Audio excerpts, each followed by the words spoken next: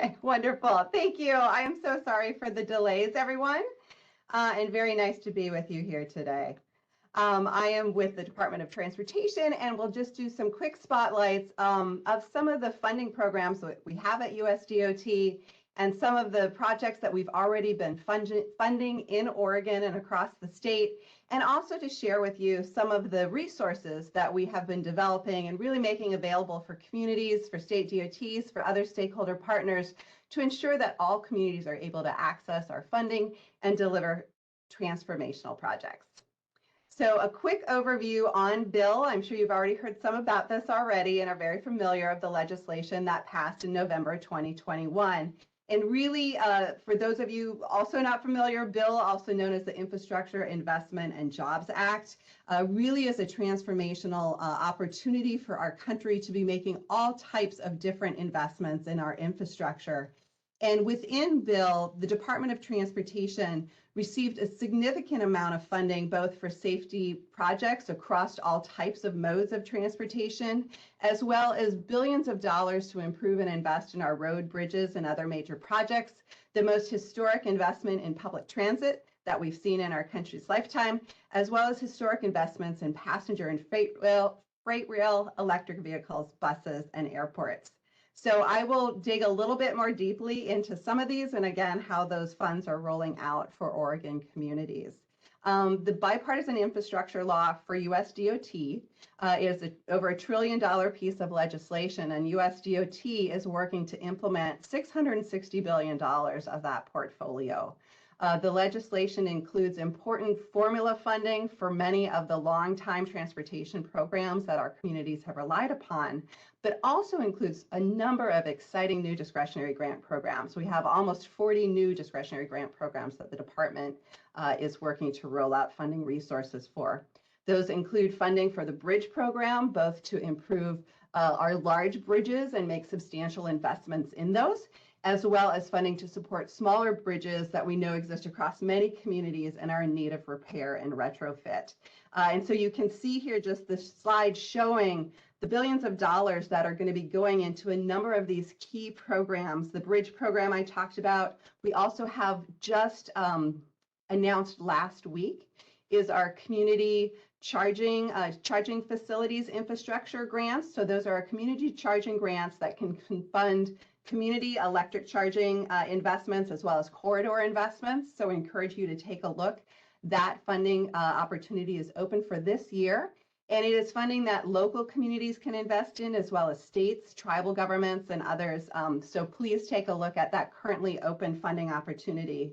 We also have the Protect Formula and Discretionary Grant Program. This is program funding, probably very important there in Oregon because it can help with climate resiliency and adaptation efforts for our transportation systems. That notice of funding opportunity will be opening up within the next month, within the next few weeks. So please take a look for that funding opportunity that is coming. We've also had our first year of funding for Safe Streets and Roads for All, but the second year of funding, that notice opportunity will also be coming out soon from USDOT. And you can see all of these programs, with that exception of Protect, we've already had 1 year of funding grant opportunities that have been out, and we have either already announced awards for those projects or we're in the process of finalizing the award decisions, and we're now already moving into year 2 of bill funding for these projects and programs.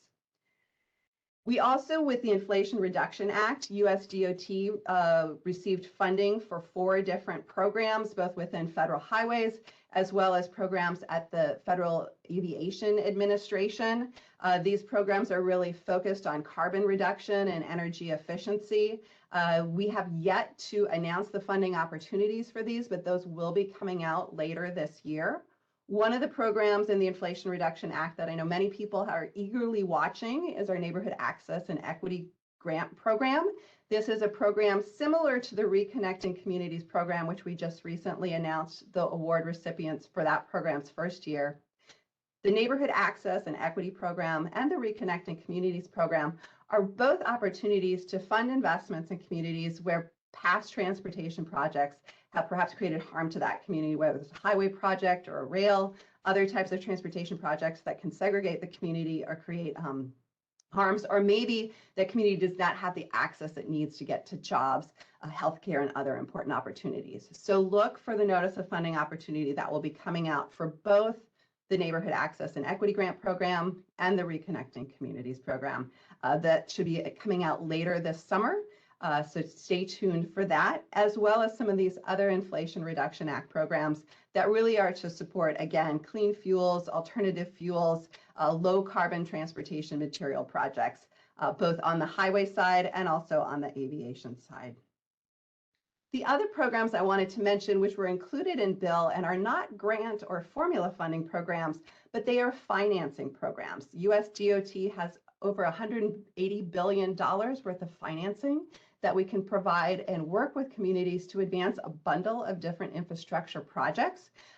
Oregon has not yet taken advantage of some of our financing tools, but your neighbor to the north, Washington, we've actually made a number of loans within the Seattle area and other parts of with partners in Washington state to advance billions of dollars of projects, both for transit-oriented development, and for other community projects that are supporting the regional transportation system, primarily in the Seattle-Tacoma area. But you can see here some of those financing programs or loan programs. We have the TIFIA program, the RIF program, and also we can support financing through private activity bonds. You may wonder, why would someone want to pursue a loan program when there are so many grant programs? And the reason is quite simply, many of our grant programs are highly competitive. The loan programs offer low financing opportunities to be able to, again, advance those projects, and you can still be submitting grant agreement opportunities. If you are selected for a grant, there's no penalty to pay back the funding that you received. And we know that time is money. So being able to move those projects sooner and more quickly through financing in combination with formula funding and other funding sources, we think can really be a powerful opportunity for communities to accelerate investment in their communities. Through the Build America Bureau, which manages our financing programs, again, we have the TIFIA program that you can see here can help finance a range of transportation projects, from highways and bridges and roadway projects to safety projects, bike and pedestrian infrastructure projects, intelligent transportation, and also transit-oriented development, which is some provisions within bill allow us to do more financing around the TOD side.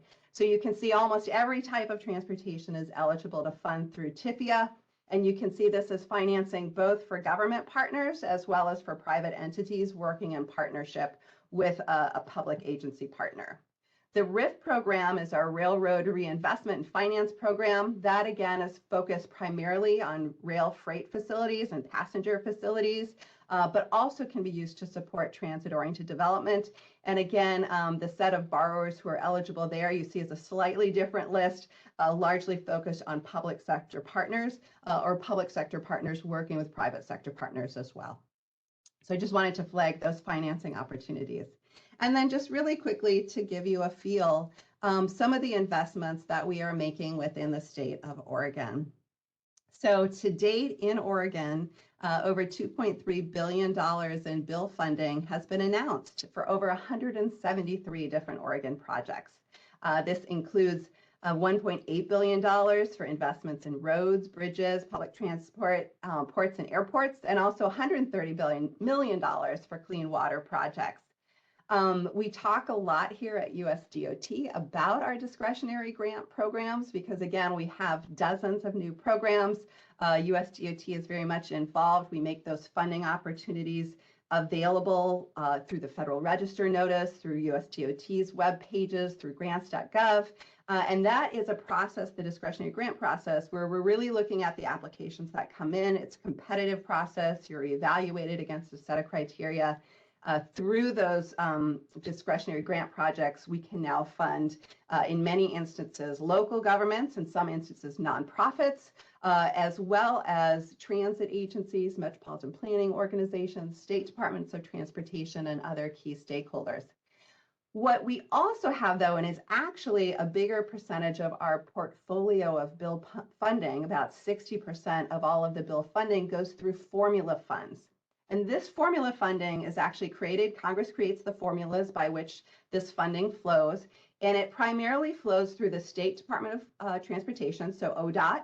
Also, the transit funding flows as well to transit agencies themselves who are on the front lines of delivering that transit service.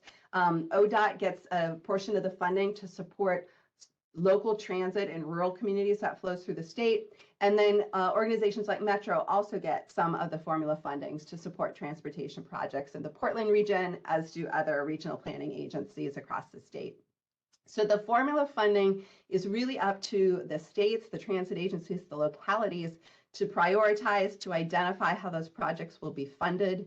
The federal transportation planning process is a rigorous process by which we encourage those entities that receive formula funding to involve in meaningful public involvement, to develop a 5-year plan of programs and projects that will be funded through that, to make that publicly available for comment. Those are referred to as their STIPs, their State Transportation Improvement Programs, or their TIPs, their Transportation Improvement Program at the metropolitan level.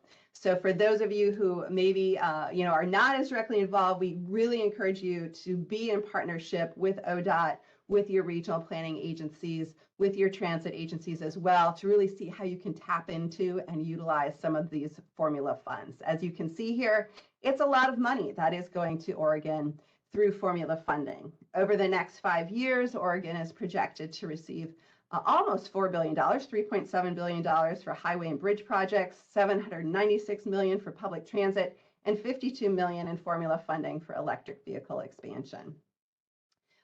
Bringing this down a little bit more specifically to some of those discretionary grant programs and other kind of specific formula funding opportunities. You can see here some of the discretionary grant programs that have already been made and announced in Oregon, and I'll spotlight just a few of these. The electric charging program, $18.9 million in formula funding has gone out to the state of Oregon to date.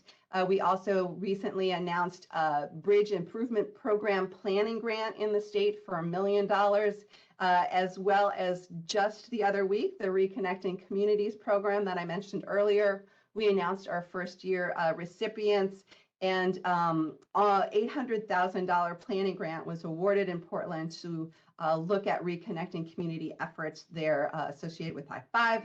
As well as just yesterday, the department announced our SMART projects. The SMART program is an opportunity to really use emerging innovative technology, intelligent transportation systems, other types of technology apps and multi-mobility apps, drones, other types of projects. And $1.9 million was announced yesterday for a project in Portland that will be supported through that. Oregon has also received 2 RAISE grants. These are the RAISE program I will talk about here in just a minute. And also our Safe Streets and Roads for All. I mentioned that notice of funding opportunity will soon be opening for the next year of programs, but we had over 500 communities across the country who received grants in our first round. In Oregon, we had a number of communities in Oregon, a total of $4.1 million through that program. That is a program that is directly eligible for local government partners and others to respond to. So we hope that we will continue to see investments in these programs within the state of Oregon and across the state in urban and rural communities. So the RAISE program, this is a program that just recently, the funding opportunity closed for the FY23 year. But this again is a 5-year program, so we will have additional funding opportunities over the next 3 years for RAISE. RAISE is one of our larger grant programs here at the Department of Transportation, and it can fund a variety of different types of transportation projects, usually those projects that are larger and harder just to fund through formula funding. So the RAISE program really can be a powerful tool to help advance projects. And here's an example of one with the Gilchrist Complete Streets project in Salem. A $3.2 million award was announced to really do pedestrian safety, sidewalk, and bicycling improvements to that street, as well as improving its green stormwater infrastructure to address urban flooding, climate resiliency, as well as creek crossings and an improved railroad crossing and other transportation safety investments. So you can see how it's really taking a bundle of different types of transportation improvement projects and putting them together into one project. We also see some bundling of different projects as well. And we've had just a great variety of programs and projects that have been funded through RAISE. Also, you can see here, of course, in Oregon, knowing that your ports and the airport are very important to the state's economic vitality. DOT awarded a $7.32 million grant for a port infrastructure development improvement project at the Port of Portland. And also the International Airport there in Portland also received a terminal project award of $18 million to do some heating, cooling, and other climate upgrades to that both of those different port facilities. So I will conclude just by sharing some information. I went through just a fast litany of programs and big amounts of funding, and trying to keep track of all of this really can be a daunting task. We have really been working at the Department of Transportation to try to ensure that communities know where and how to access information to help, again, develop grant applications, to advance projects, to understand when funding opportunities are going to be coming available. So one of the tools that we have for this is our DOT Navigator. This is an online site that we launched last summer. You can see the homepage here for the DOT Navigator, and I'll just point out there's kind of three big sections to the Navigator. There's a set of information around applying for DOT grants and some tips and resources and guides to help those navigating that process. There is a searchable database for technical assistance, and there's also information to learn more about the Bipartisan Infrastructure Law. So I'll share with you a few slides on some of those parts of the Navigator, but really encourage you to explore it, to find out information, and to contact us if there's information you're trying to find and you can't access it through the Navigator or our other resources. So I mentioned one of those core parts of the Navigator is information about the Bipartisan Infrastructure Law. So as mentioned, we have many programs, many resources, many different parts of the department that are working to implement this. And you can see here on this bill page off of the Navigator, we have websites for the different modal administrations, federal highways, federal aviation, federal railroad, maritime administration. So each of those different operating administrations here at DOT has additional and more detailed information about those funding programs that they are directly responsible for implementing through the Bipartisan Infrastructure Law. So definitely encourage you, if there's one of those types of projects that you're most interested in, if you represent a port or you are really interested in highway and bike and pedestrian safety issues, you might want to look at FHA for that. For the ports, you might want to look at the Federal Aviation Administration or MARAD, the Maritime Administration. And then the White House itself has also developed quite a suite of resources, including, state fact sheets where they're updated quite frequently, and you can find out more about projects that are being funded and invested in your state. And then we also, through this page, we have contacts in every state across the country where folks from across our modes can be available to work with you and to support you, as well as finding your local contacts there within your own state organizations. We also have, through that bill site, I'll mention here, the very top resources, the upcoming notices of funding opportunities, which is probably our most popular page. This is where you can see what is currently open, what will be coming up soon. And so I encourage you to bookmark that page, go back to it, take a look to see what's coming up. Again, many of our bill programs are highway-specific programs. That's our biggest part of bill implementation. You can check out the Federal Highways Bill Program that also has a slightly more detailed calendar of grant opportunities that are coming forward to be on the lookout for. And then we also, as part of Bill here at USDOT, we actually have created a rural program office, our Roots program, that's really about rural opportunities. And they have created a number of terrific resources. So if you're from a smaller rural community, a tribal community, I encourage you to go to transportation.gov/rural. And there you can find things like, we have a rural EV toolkit to help you think about implementing electric vehicle charging infrastructure and mobility options in your rural communities. We also are in the process of updating our grant application toolkit that the Roots team has created. The current version that's there is very solid, really helpful, but within the next couple months, we'll have an even new and improved version that's going to allow for some more searchability and support through that. So again, I encourage you, if you're from rural communities, tribal communities, please check out transportation.gov/rural. We also, I saw there were a number of questions about Justice 40 and how to identify if you're a disadvantaged community. Again, through the DOT Navigator, this is one of our pages where we've created information to help you determine your disadvantaged community status. The Biden-Harris administration has made a commitment that 40% of our funding opportunities and investments in infrastructure we want to ensure are benefiting disadvantaged communities that have been harmed or overlooked by past transportation and infrastructure investments. And so you will see in a number of our funding opportunities, our grant programs, it may ask, are you a disadvantaged community? Are you a Justice 40 community? Have you been identified as a census tract that is within a disadvantaged community? And so to help answer those questions, we at DOT have created our own disadvantaged community tool to really see and get that information on your disadvantaged community status. You can also see some programs also in, you're allowed to note if you are in an area of persistent poverty, if you are using a different federal screening tool to determine if you're an environmental justice community or the like. So encourage you to take a look at that.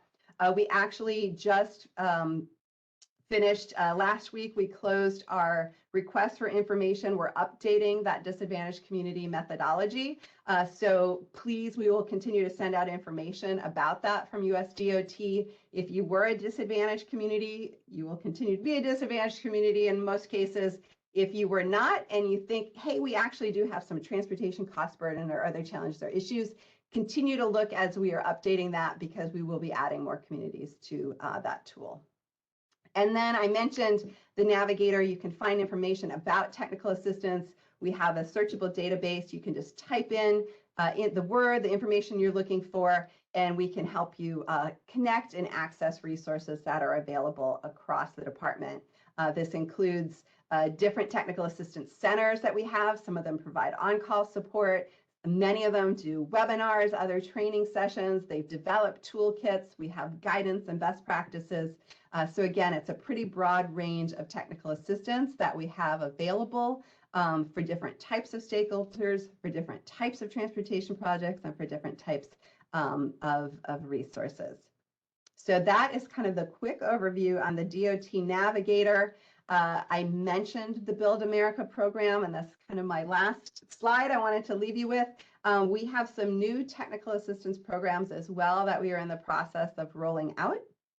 One of those, I should say, all four of these that you can see on this slide are being managed by the Build America Bureau, and they're each a little bit different. We have the Thriving Communities program. We will be soon announcing the recipients of the first year of support through this program. Thriving Communities is actually a program that received appropriations support. So it's not a bill program, but it's an appropriated program to provide really deep dive technical assistance to communities to really think about both comprehensive coordinated transportation projects, how transportation can really be better coordinated with housing, with economic development, with environmental goals. It provides technical assistance both from kind of that early project development all the way to support with grant funding, preparing for grant applications, and project delivery of projects that have been funded. So if you applied in the first year, stay tuned. We will soon be announcing those communities. If you did apply, but you'd like to apply for the second year of that program, we anticipate making that available this summer. So definitely we'll share information with the senator and others on that. We also have a rural and tribal technical assistance program that will be coming out very soon. That is a program to provide small grants to rural and tribal communities to allow them to be able to contract and procure engineering, legal, and financial expertise to help them develop a set of projects, again, that could be competitive and move forward for some of those financing programs that the Bureau manages. We also have the Regional Infrastructure Accelerator. And we had 2 years of this program pre-bill.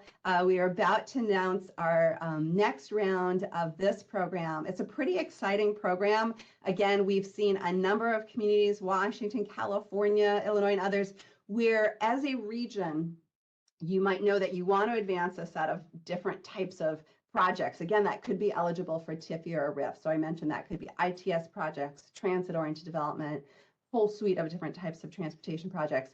So the Regional Infrastructure Accelerator are grants to a regional partnership to enable you to really think about what is that pipeline of projects and how might you be able to leverage and think about financing support for those projects. So I encourage you to take a look again. That opportunity will be announced very soon. And then we're also in the process of standing up the Reconnecting Communities Institute, which will be a opportunity, a program to provide support both to our Reconnecting Community grant recipients, but also to other communities that are interested in applying for Reconnecting Communities. So again, to help with some of that early public engagement, public involvement work, to think about some of the planning and transportation planning, really getting projects ready to be able to move forward and thinking about it within that broader context of environmental justice, of community redevelopment, of green space, equity, and opportunity within the broader community context. So with that, a lot going on at DOT. Thank you so much for letting me join you here today. My contact information, yes, it is Maria with 2 I's. You can send me an email at maria.zimmerman@dot.gov. And if I don't know the answer, I will definitely work to get others on my team to be able to respond back to you and your questions. Thank you so much. Hi, Maria. Thank you so much for this information. Super useful. I'm Sydney. I work for Senator Wyden in the DC office, and thank you all for attending the webinar today. We will work with Maria and DOT to get this information disseminated and posted on our website after the webinar is concluded. And I did just want to call everyone's attention to the chat box. We are unable to answer questions live today, but we would love to work with you to get those answers to you after the webinar. We'll work with DOT and the relevant folks. So please feel free to use the chat box, or the Q&A box rather. Coming next, we will have a presenter from the Department of Interior. That will start in 10 minutes from now at 9:35. So please stand by while we get that queued up and ready to go. Thank you again, Maria. Thank you. Take care.